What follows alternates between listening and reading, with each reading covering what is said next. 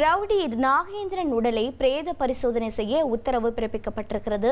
நாகேந்திரனை slow poison கொடுத்து காவல்துறை கொலை செய்துவிட்டதாக அவரது மனைவி குற்றம் சாட்டியிருக்கிறார்.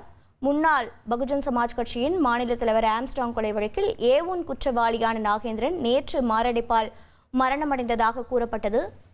இந்த நிலையில் அவரது உடலை பிரேத பரிசோதனை செய்ய உத்தரவு பிறப்பிக்கப்பட்டிருக்கிறது. விவரங்களை செய்தியாளர் சுரேஷ் வழங்கிட கேட்கலாம். சுரேஷ், வணக்கம். தற்போது ரவுடி நாகேந்திரன் மனைவியின் குற்றச்சாட்டு என்ன நடவடிக்கை மேற்கொள்ளப்பட்டிருக்கிறது? வணக்கம். பகுஜன் சமாஜ் கட்சியின் தமிழக தலைவராக இருந்த ஆம்ஸ்ட்ராங் கொலை செய்யப்பட்ட வழக்கில் முதல் எதிரியாக கைது செய்யப்பட்டிருந்த ரவுடி நாகேந்திரன் கல்லீரல் பாதிப்பு காரணமாக சென்னை ஸ்டான்லி மருத்துவமனையில் சிகிச்சை செய்து பெற்று வந்தார். தொடர் சிகிச்சை அளிக்கப்பட்டு வந்த நிலையில் சிகிச்சை பலனின்றி நேற்று அவர் மரணமடைந்தார்.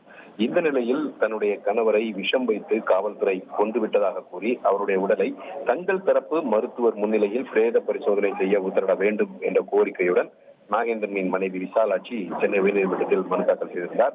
இந்த வழக்கை விசாரித்த நீதிபதி சதீஷ்குமார் நாகேந்திரனின் உடலை கீழ்ப்பாக்கம் மருத்துவக் கல்லூரியின் முன்னாள் டீனாக இருந்த மருத்துவர் செல்வகுமார் முன்னிலையில் பிரேத பரிசோதனை செய்ய வேண்டும் என்று நீதிபதி உத்தரவிட்டிருக்கிறார். அது மட்டுமல்லாமல் இந்த பிரேத பரிசோதனை முழுமையும் வீடியோ பதிவு செய்ய வேண்டும் என்றும் அதன் மாதிரிகளை பத்திரப்படுத்தி தடய அறிவியல் துறைக்கு அனுப்ப வேண்டும் என்றும் உத்தரவிட்டு இந்த மனுவை முடித்து வைத்திருக்கிறார்.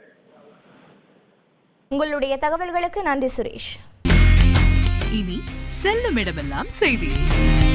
தந்தி டிவியின் வாட்ஸ்அப் சேனலை ஃபாலோ பண்ணினா செல்ல இருக்கும் இடமெல்லாம் செய்தி. இதோ QR கோட் இப்பவே ஸ்கேன் பண்ணுங்க, ஃபாலோ பண்ணுங்க.